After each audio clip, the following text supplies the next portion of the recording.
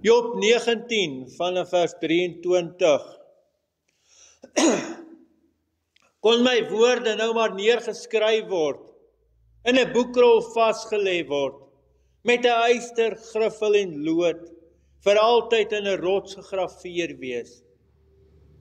Maar ek weet my losser leef. Uiteindelik sal hy op aarde opstaan. Nadat hulle my vel so afgeskeer het, sal ek, 'n mens van vlees en bloed, God sien. Wat net ek sal sien. Met my eie oë. En niemand anders nie, sal hom sien. My hele wese smag daarna. Geliefdes, ons lees tot sover net hierdie paar verse uit Job uit. Ongelooflike Bybelboek wat eintlik 'n stuk wysheidsliteratuur is.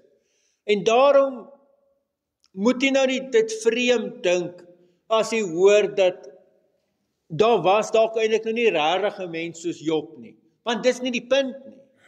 Die punt is dat die Here deur sy Heilige Gees in iemand gewerk het om hierdie boek te skryf as 'n stuk wysheidsliteratuur, om 'n teologiese standpunt te maak, om iets van God te leer en iets van die lewe te leer.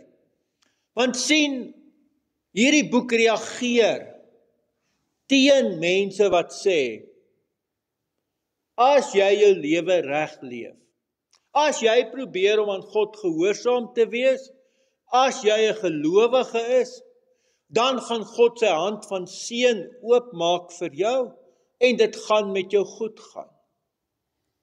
Nou moet jy vra, maar waar kom mense aan dit? Wel, hulle haal dit uit Deuteronomium uit, want dit staan eintlik daar. Nee, so ek kan verstaan hoekom hulle dit sê. En ons baie tekste wat dit, kom ek sê, motiveer. Die probleem is, hulle beweeg van daar af, waar hulle dan vra, as daar dan verskriklike rampe jou tref, dan moet jy nou 'n skielike vraag gaan vra, van wat probeer die Here vir jou sê? Of wat doen die Here?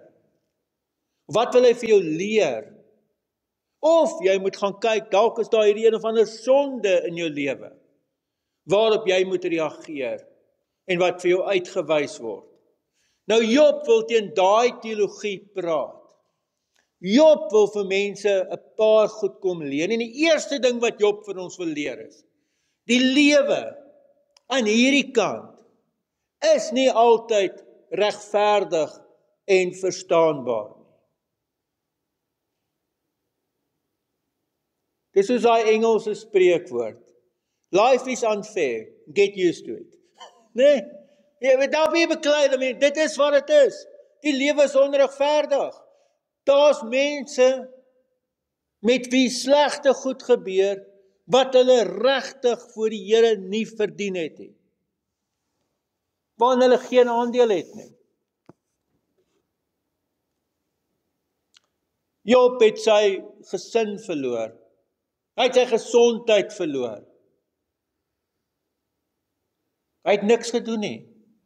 Hierdie hele verhaal wil wys, Job het geen aandeel hierin gehad nie. Dis goed wat gebeur. Ons het mos 'n obsessie om alles te verstaan. Ons wil vir alles 'n doel of 'n rede hê. Partykeer gebeur goed net. Daar's nie 'n verduideliking nie. En dit wil Job vir ons leer. En wanneer sulke goed gebeur, wil die boek dan vir ons leer, wat moet ek en jy doen? As ons nou nie 'n verduideliking moet soek nie, wat moet ons doen? Die boek stel ons voor aan 3 vriende van Job. Wonderlik, hy het 3 vriende gehad. Mense wat aan die Here behoort, mense wat die Bybel ken.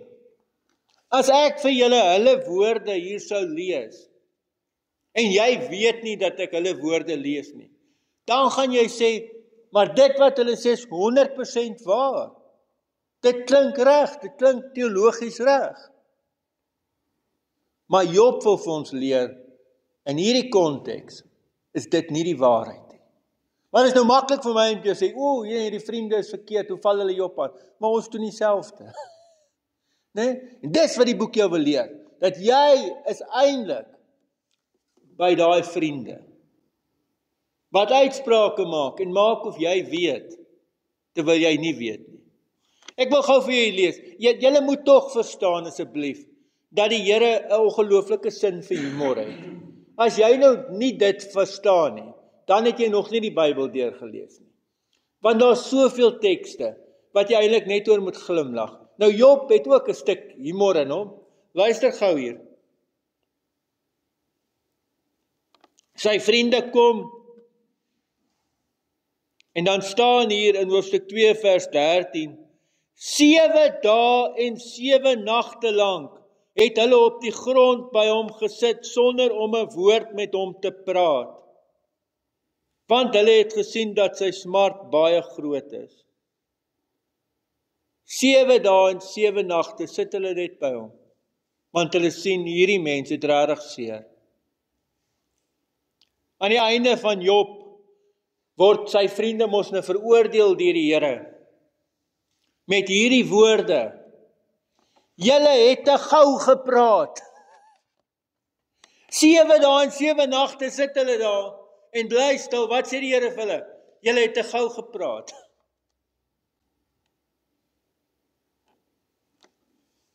Toe julle daar stil gesit het by Job, toe was julle sy vriende, toe het julle hom ondersteun. Maar toe julle monde oopmaak, maar ek sal vir Job vra, hoor wat sê die Here, ek gaan vir Job vra om vir julle te bid, vir vergifnis, sodat ek julle kan vergewe. Hoeveel woorde uit my en jou mond uit, wat ons goed bedoel het,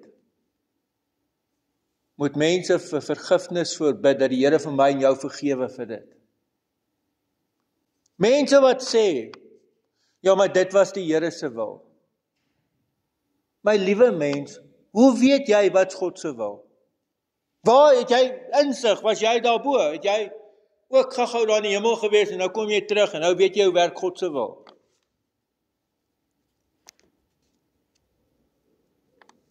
Daar drink 'n ou om bewusteloos tot 5 in die oggend.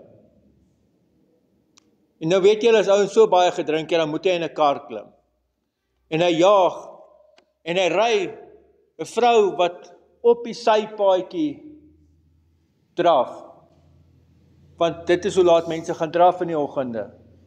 En hy ry vir haar dood. En nou sit haar man en huil oor sy vrou, want hy het vanoggend nog 'n vrou gehad. Hy het haar gesoen voor sy die huis uit is, en sy is dood, en nou sê mense vir hom, maar dit was die Here se wil. Hey, jy simpel in jou kop. Dis nooit die Here se wil, dat iemand homself so kus drink, dat hy nie kan dink wat hy doen nie, dat hy onskuldige mense doodtrek. Dis nooit God se wil nie.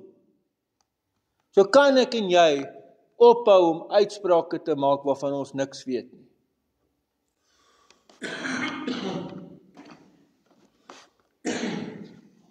Die ergste in my bediening is dat ek ook babas en kinders moet begrawe. Dan kom mense en dan sê hulle, nee, die Here pluk sy mooiste blommetjies. Waar in die lewe het jy al sulke onsin gehoor? Asof God nou hierdie wrede God is wat mense gaan pluk of hulle blomme in 'n tuin is. Ek gaan in baie moeilikheid kom, ek weet dit. Julle moet my maar kom uitbuil of iets, maar ek gaan dit verloor as iemand weer sulke goed sê. By mense wat in pyn verkeer. Weet jy wat jy moet doen? Jy gaan hier af na die Spar of Pick n Pay toe. Ek het toevallig nog gesien, hulle het die Pick n Pay nogal mooi gemaak hier op Mooi Rivier. Het julle gesien? Maar jy gaan soontoe. En dan koop jy van daai superglue. En jy gom jou lippe vas, dat daar nie 'n woord kan uitkom nie. En dan gaan jy na mense toe wat pyn het. en jy wees net by hulle. As jy nie in staat is om jou mond self te hou nie, dan gom jy hom toe. Want die oomblik as jy praat, hoor vandag, die oomblik as jy jou mond oopmaak, is jy eintlik besig om te sondig.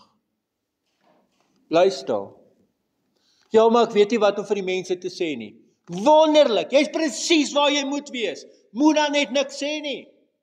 Wees net daar. Moenie sê, ek verstaan nie. Wat verstaan jy? Ek is nie in jou situasie nie, ek beleef nie dieselfde goed, en dan gebeur dieselfde ding met my, ek is op 'n ander plek. Ons lewens is nie dieselfde nie. So nee, ek kan nooit ten volle verstaan nie. So moet dit nie sê nie. Wees net teenwoordig. Vir 7 dae en 7 nagte het sy vriende daar by hom gesit. Daar was hulle teenwoordig, daar het hulle iets beteken. Weet jy wat gebeur? As ek en jy by mense teenwoordig is, dan raak ek en jy 'n simbool. Dan raak ons 'n teken van God se teenwoordigheid. Ek weet nie wie van julle ken Natalspruit Hospitaal in Alberton nie. Dit was in die tyd toe ek daar was, die 3de slegste hospitaal in die hele land.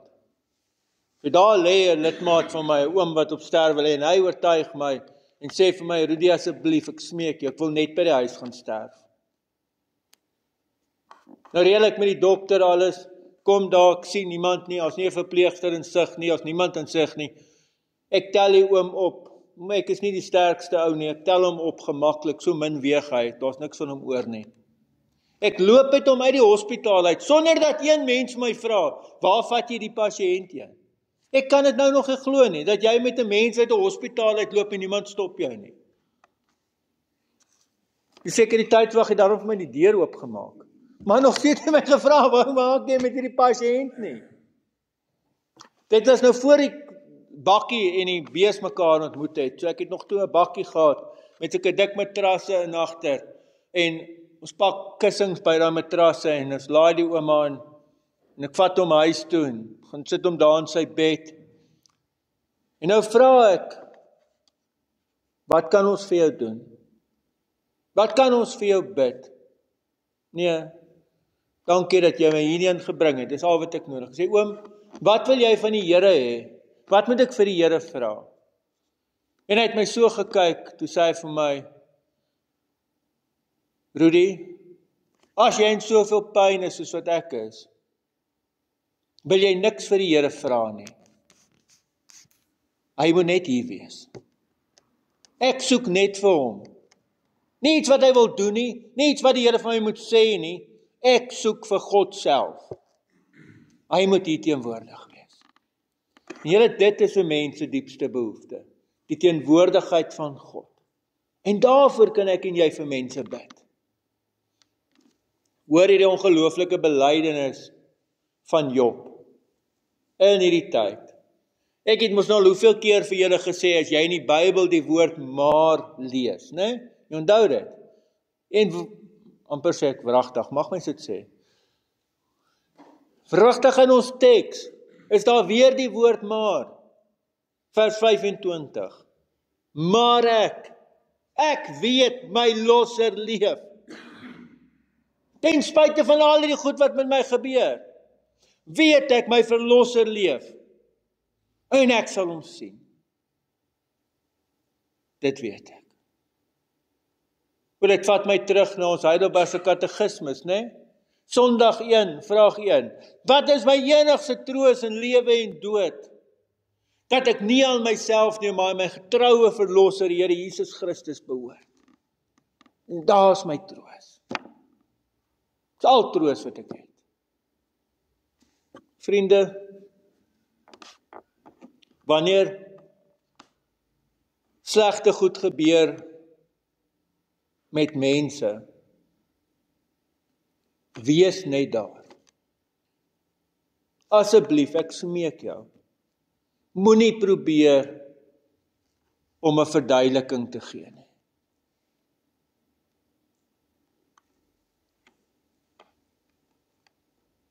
wanneer die slegte goed met jou gebeur. Bly bely. Bly bely. My verlosser leef. En dan moet jy dit 100 keer vir jouself sê, tot jy dit weer glo. Want kom ons wees eerlik, as dit regtig met jou gebeur, dan gaan jy ook deur tye van struikeling, deur tye van twyfel, deur tye van moeilikheid, ook in jou geloofslewe. Sê dit vir jouself, bly dit sê, my verlosser leef, ek weet dit. En dis al waarna ek vashou. En dan kom die Here in die nagmaal en hy gee vir jou 'n stukkie brood. En hy gee vir jou 'n slukkie wyn. En hy sê jou verlosser het vir jou gesterf. Jou verlosser het vir jou gesterf. Maar in die nagmaal vier ons ook die feit dat hy opgestaan het. Dat hy lewe. In die nagmaal sê ons, dis 'n gemeenskapsmaaltyd, waar die Here ons weer aan hom verbind. So Here, in my sukkel om te verstaan, voel dit of hierdie band besig is om dun te raak. Dan nooi die Here jou na die nagmaal en sê, kom ons versterk die band. Kom ek gee vir jou weer 'n stukkie brood en 'n slukkie wyn. Dit is my so mooi dat die nagmaal formulier ook sê, dat die nagmaal sê iets van ons toekomsverwagting. Van dit wat Job sê, ek sal God sien. En as hy my hele wese smag daarna. Met die nagmaal smag ons na die maaltyd, wat ons saam met die lam gaan vier, in die nuwe koninkryk wat God skep. So mag ons daarna uitsien. Amen. Geliefdes, kom ons bid saam. Here almagtige God, baie dankie ook vir hierdie teks. En Here, ons eer U, dat ons verlosser leef. Lei ons deur die Gees, vir wie ons moet bystaan, en vir wie ons net teenwoordig moet wees. In die naam van ons Here Jesus Christus. Amen.